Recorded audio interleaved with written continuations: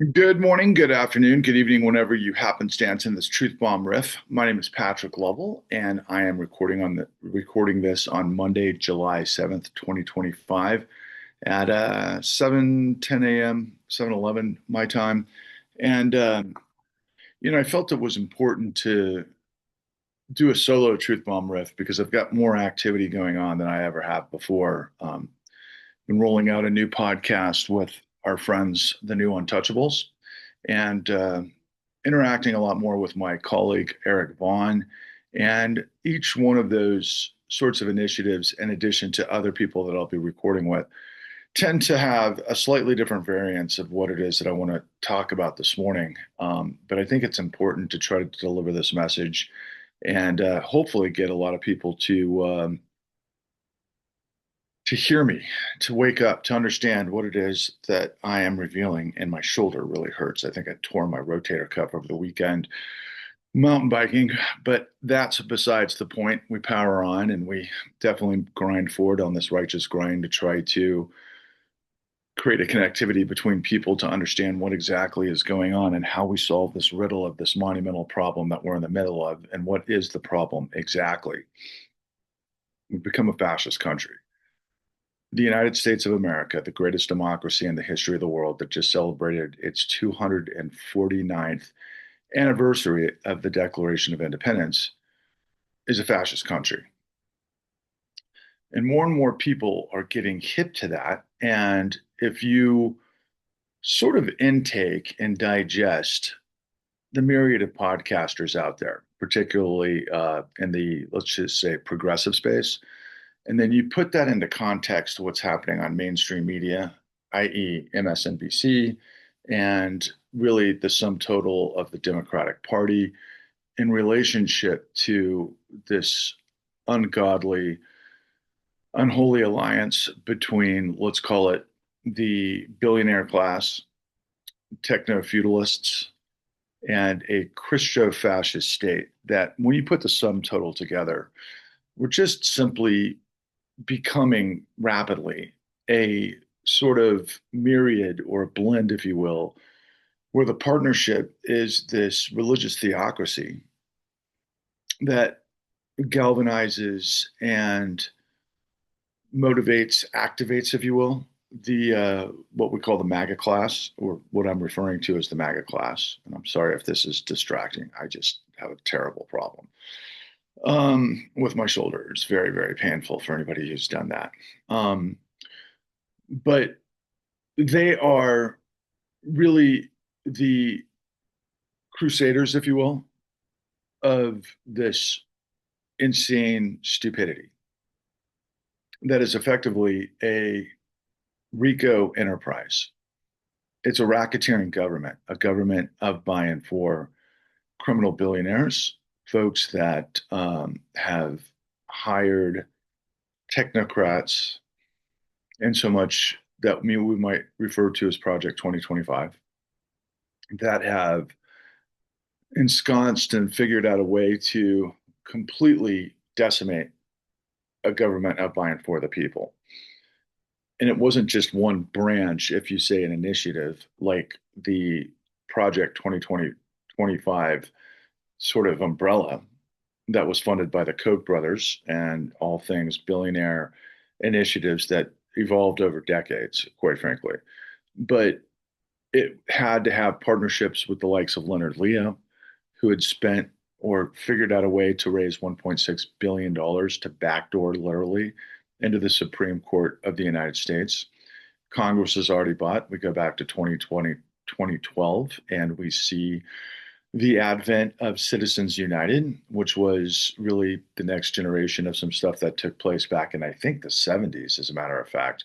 And I can't think of what that Supreme Court case was. I want to say it's McCutcheon versus, can't think of the name of it at the moment, but just enabled legalized corruption of our political dynamics. And you put it all together and you come up with this situation that has enabled smart people to find a vehicle in a transactional, moronic imbecile, the likes that the world has never seen. And the only way you can really depict Trump is the way I've seen it done in animation I've seen and I've referenced for many months, maybe years now, the Emperor's New Clothes on really bad acid.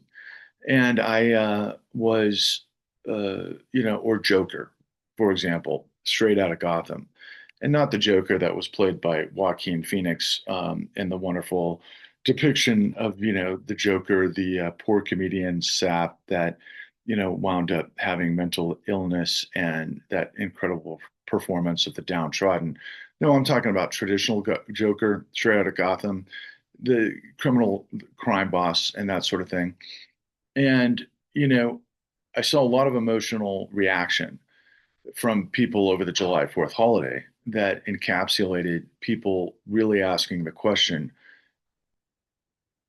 we're celebrating Independence Day and the Declaration of Independence because there was a revolution where our founding fathers found a way to break the yoke of their connection to King George III and his apparatus of power, which just wasn't the king, it was the parliament and the oligarchs of that time period that worked on behalf of the likes of the East India Trading Company, which was the business arm of the empire, the Royal Empire, and then, of course, backed up by the guns and the Royal Navy and the Redcoats, which were the largest military force in the world at that time.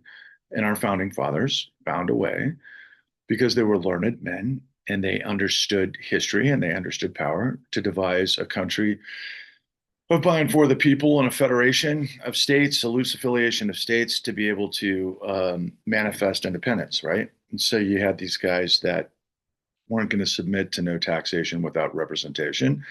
And they were ready to be in control of their own destiny. And what they formulated was the Declaration of Independence, which was a list of grievances of how the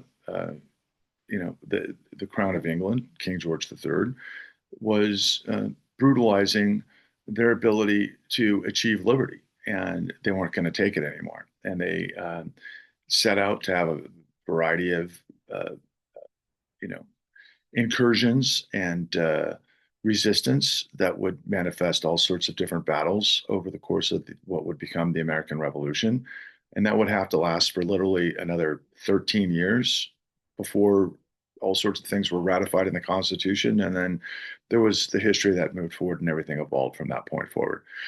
But many people weren't navel gazing necessarily. They were out activating. They were in the context of the No Kings rally and the hands off and the 20 50-51 rallies and so forth. Millions of people have come to the street and the Tesla rallies and that sort of thing to protest what is just the antithesis of what we understand for democracy and liberty. And when we saw Doge get its fingers inside the government, inside the Treasury, and illegally, basically kneecap all sorts of federal agencies, and ranging from Veterans Affairs to science and NOLA and atomic energy and just these absolutely necessary things that are involved with, um, a functioning superpower, so to speak, and not to mention just the research and development that comes out of it. And then further to that point, we had you know tech bros like Big Balls, a 23-year-old idiot, in the backside of the Treasury, getting information about people's Social Security, taxes, healthcare, everything that tech bros could control. If they wanted to pull off a completely authoritarian hijacking of the United States, what's the place to start? Money, information. Don't we live in an information age where data is king and so on and so forth? Yeah, I mean, look, I could continue to deconstruct all of the things, but I think what I'm emulating and what I'm demonstrating, quite frankly, is just the overwhelming overflow of the waterfall or the water cannon of information that wound up becoming the big beautiful bill. And in the big beautiful bill, we're going to see 17 people tossed off of their health care. We're going to see increased budgets to ICE. And we've seen in the midst of it, what appears to be completely unconstitutional overreach, literally with every executive order, but particularly all of the elements that we saw play out in Los Angeles with the National Guard that were called out in demonstrations that weren't nearly to the level, for example, to compare apples and apples, of the January 6th insurrection. An insurrection that would have prevented constitutionally through the 14th Amendment, Section 3, Trump running for the office of the presidency. And of course, the state of Colorado took it to the Supreme Court, and the Supreme Court, the corrupt Supreme Court that it is, the Roberts Court, the 6-3 court, um, completely betrayed the United States and christened the presidency the king, i.e., the unitary presidency or the imperial presidency, all of which are antithetical, which means the opposite of what we are in the United States. And I've seen unbelievable analysis by a gentleman by the name of Judge Luttig, who has demonstrated all of the technical aspects of why everything that's happened in every executive order is unconstitutional. But further to that, yesterday, didn't we just see Elon Musk announce that he's going to create an America Party? And it was front page news on the New York Times, given everything else that's going on. Why? Because he's the world's richest guy and he can do it.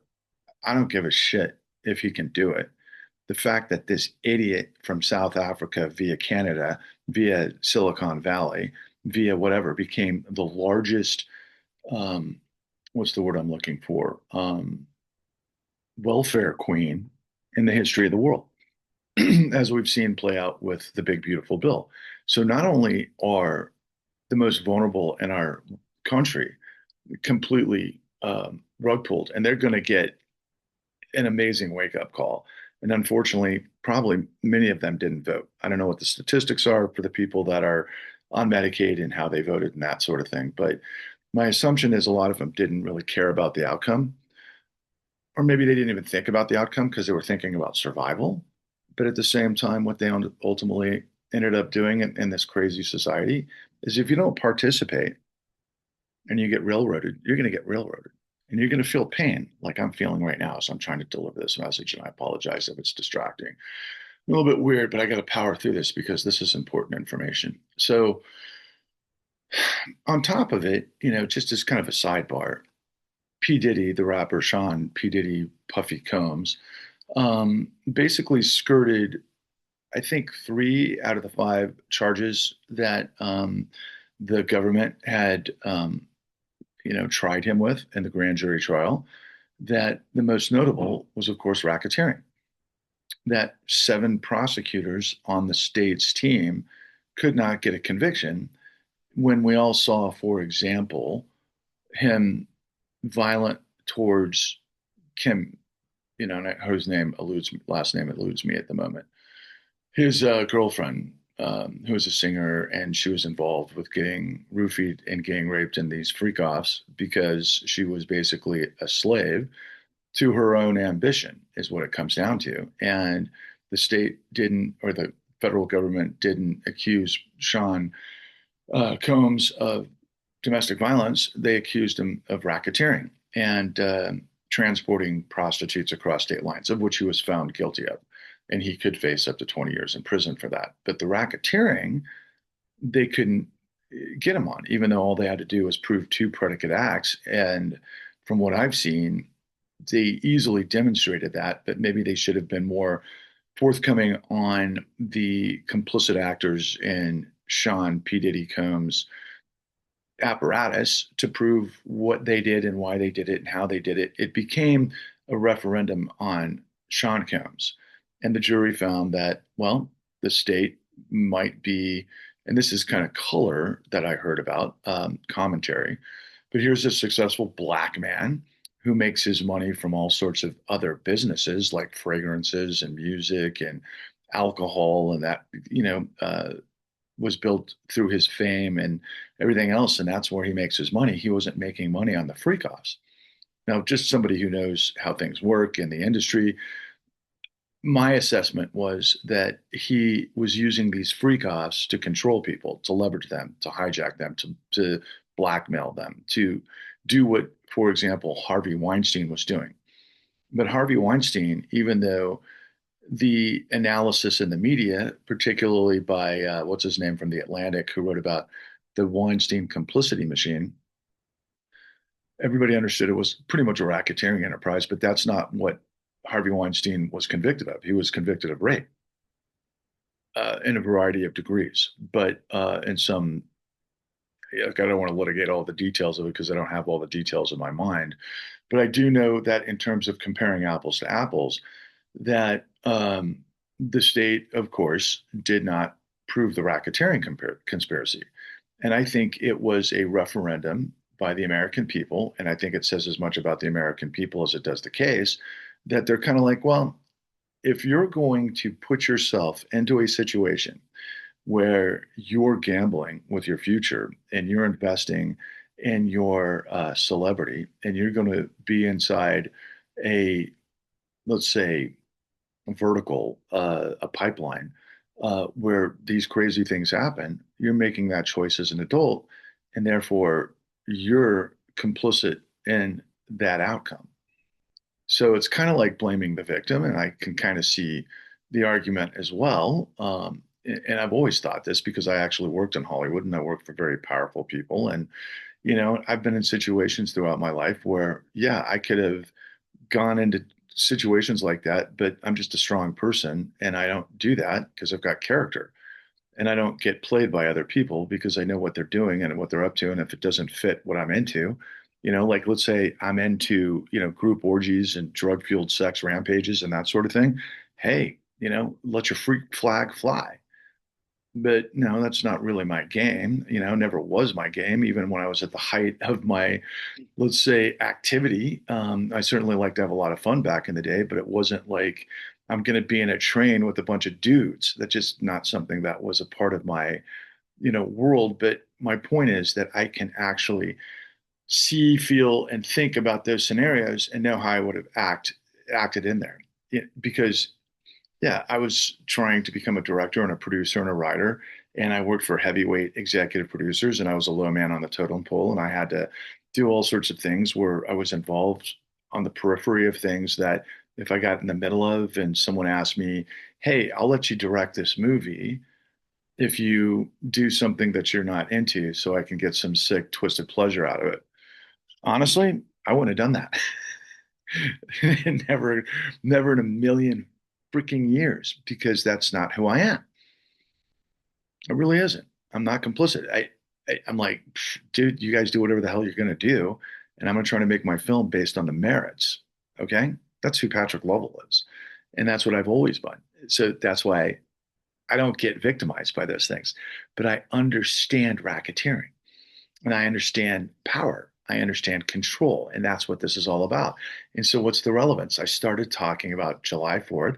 I started talking about the Declaration of Independence, the construction of our country as a country predicated on laws, laws that cannot at the moment rein in a criminal president, which is nothing but a racketeering conspiracy that the entire federal government is in on because billionaires have bought the Supreme Court, they bought Congress, they bought media, and now they've got a guy who's this transactional pig, Trump, who's made $10 billion, at least on paper.